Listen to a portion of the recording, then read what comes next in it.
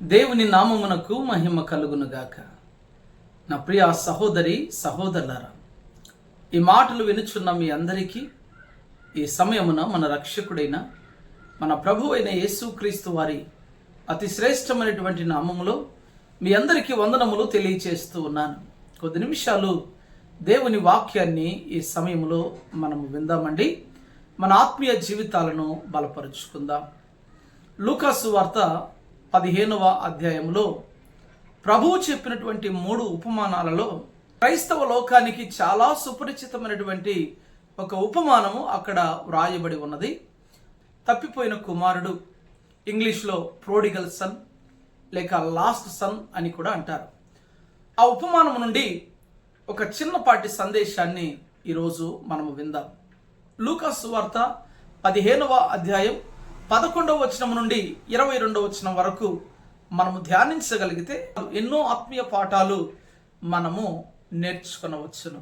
ఈరోజు అక్కడి నుంచి ఒక చిన్నపాటి సందేశాన్ని మనము విందామండి. మరియు ఆయన ఇట్లనెను, ఒక మనుషునికి 2 కుమారులు ఉండిరి. వారిలో చిన్నవాడు తండ్రి, ఆస్తులు నాకు వచ్చు భాగమిమ్మని తన తండ్రిని అడుగగా అతడు వారికి తన ఆస్తిని పంచిపెట్టెను. అక్కడ మనం చూడగలిగితే ప్రభు అయిన యేసుక్రీస్తు వారు ఈ ఉపమానాన్ని ఆనాటి శాస్త్రులు మరియు పరిసయ్యులు ప్రభు అయిన యేసుక్రీస్తుపై సనుగుతూ గొనుగుతూ ఉన్నటువంటి సందర్భం అది.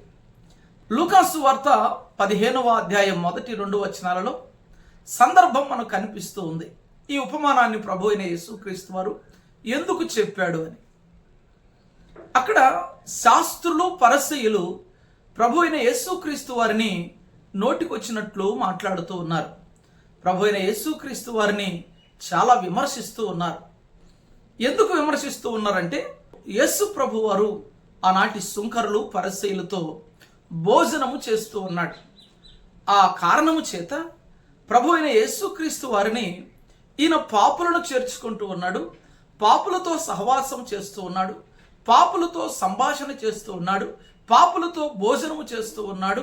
ఈయన దైవకుమారుడని చెప్పుకుంటూ ఉన్నాడు. మరి దైవకుమారుడైతే పాపులను దగ్గరికి ఎలా రాణిస్తాడు ఈయన అని ప్రభు అయిన యేసుక్రీస్తు వారిని చాలా విమర్శిస్తూ ఉన్నారు. ఆ సమయంలో వారికి అర్థమయ్యే విధంగా ప్రభు అయిన యేసుక్రీస్తు 3 ఉపమానాలు తెలియచేశాడు. ఈ 3 ఉపమానాలలో అత్యంత ప్రాధాన్యత సంతరించుకున్నటువంటి ఉపమానం ద పారబుల్ ఆఫ్ ప్రోడిగల్ సన్. ఆయన ఉపమానం ఈ విధంగా తెలియచేస్తూ ఉన్నాడు. అక్కడ ప్రారంభంలో ఒకానొక పట్టణంలో ఒక తండ్రి ఉన్నాడు. ఆ తండ్రి గారికి 2 కుమారులు ఉన్నారు. ఒకడు చిన్నవాడు, మరి ఒకడు పెద్దవాడు. చిన్నవాడు తండ్రి యొద్దకు వచ్చి అడుగుతూ ఉన్నాడు. ఏమడుగుతూ ఉన్నాడు? ఈ విధంగా అడుగుతూ ఉన్నాడు, తండ్రి, నా ఆస్తిలో నాకు రావాల్సిన భాగాన్ని నాకు పంచిపెట్టేసేయి అంటూ ఉన్నాడు. తండ్రి ఏమాత్రం, ఎందుకు బాబు, ఆస్తి ఇప్పుడు ఏం అవసరం వచ్చింది? నీకు పాకెట్ మనీ కావాలంటే నేను ఇస్తాను కదా, ఆస్తితో ఏం పని అని తండ్రి ఏమాత్రం అనకుండా తన కుమారుడు అడిగిన వెంటనే తన ఆస్తిని తనకు పంచిచ్చినట్టుగా మనం అక్కడ చూడగలం. అక్కడ తండ్రి ఆస్తిని అడుగుతూ ఉన్నాడు. కుమారుడు, నా ఆస్తి నాకు పంచిపెట్టేసేయి అన్నాడు. తండ్రి తనకు రావాల్సినటువంటి ఆస్తిని చిన్న కుమారునికి పంచి ఇచ్చినట్టుగా మనం అక్కడ చూస్తాం. Praise the lord. తండ్రిని గురించి కొన్ని విషయాలను మనం చూద్దామండి. అక్కడ మొదటిగా భారము కలిగినటువంటి తండ్రిగా ఆ తండ్రిని మనం చూడగలం.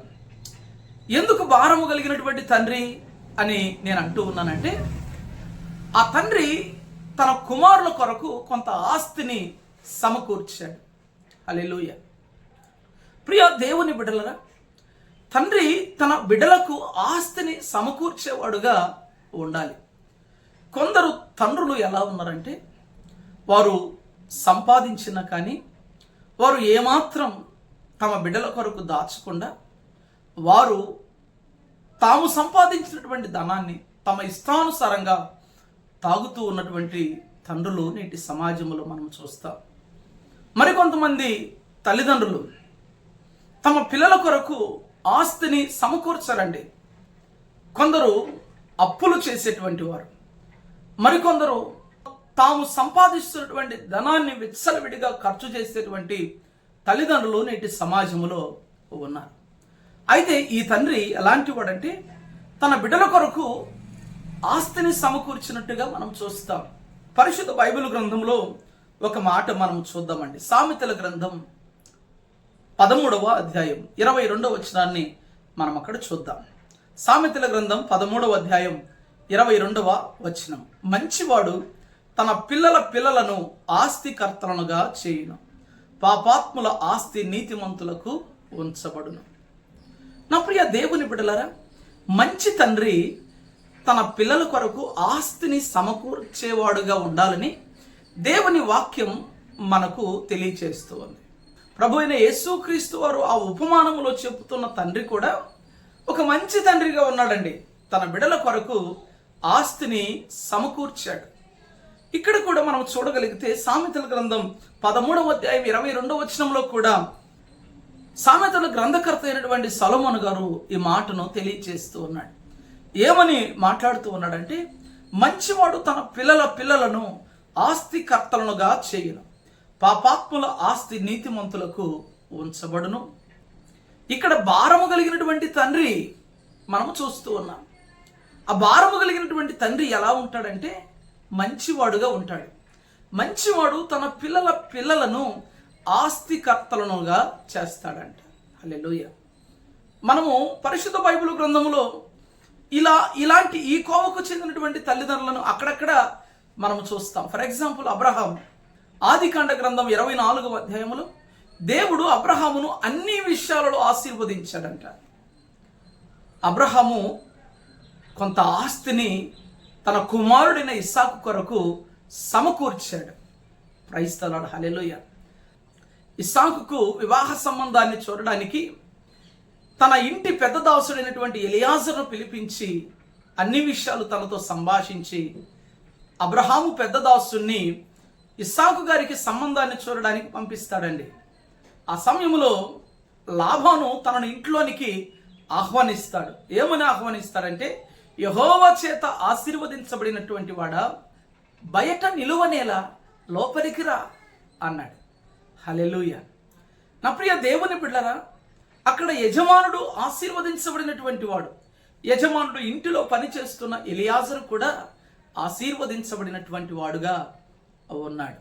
అబ్రహాము తన కుమారుని కొరకు కొంత ఆస్తిని సమకూర్చాడండి. నా ప్రియ దేవుని బిడ్డలారా, తండ్రులుగా ఉన్నటువంటి వారు, కుటుంబ యజమానులుగా ఉన్నటువంటి వారు, అయ్యలారా, మీ పిల్లల కొరకు ఆస్తిని సమకూర్చుతున్నారా, లేక దుబారాగా ఖర్చు పెడుతూ ఉన్నారా? విచ్చలవిడిగా తాగుతూ సంపాదనను మీ ఇష్టానుసారంగా ఖర్చు చేస్తూ ఉన్నట్లయితే రేపు పిల్లలు మీ గురించి వారు చెడ్డగా మాట్లాడుకుంటారండి. పిల్లల కొరకు కొంత ఆస్తిని మనము సమకూర్చే వారముగా ఉండాలని, సమకూర్చే యజమానులుగా తండ్రులుగా ఉన్నప్పుడు నా తండ్రి ఇదిగో నా కొరకు కష్టపడ్డాడు, నా కొరకు కొంత ఆస్తిని దాచాడు అని వారు చెప్పుకోగలరు. కొంతమంది పిల్లలు ఏం చేస్తారంటే తల్లిదండ్రులు సంపాదించినటువంటి ఆస్తిని వారు ఖర్చు చేస్తారు. అలా చేయకూడదని కొంత ధనాన్ని సమకూర్చి మరి మన తర్వాత జనరేషన్ కొరకు దానిని దాచిపెట్టేవారముగా ఉండాలని ఈ మాటలు తెలియచేస్తూ ఉన్నాను. మిగతా ఎన్నో విషయాలు మరి ఒక సందర్భంలో మనం నేర్చుకుందాం. ఈరోజు భారము కలిగిన తండ్రిగా ఉండాలి అనేటువంటి విషయాన్ని మాత్రమే నేను మీకు తెలియచేస్తూ ఈ మాటలు ముగిస్తూ ఉన్నాను. చిన్న ప్రార్థన చేద్దాం. మిక్కిలి ప్రేమ నమ్మకము గల మా తండ్రి నాన్న, మీకు వందనాలు చెల్లిస్తున్నాం. చెప్పబడిన ప్రతి మాట మా అందరి హృదయంలో ఫలించినట్లు కృప చూపించాలని యేసు నామములో వేడుచున్నాము తండ్రి. ఆమేన్. అందరికీ వందనాలండి.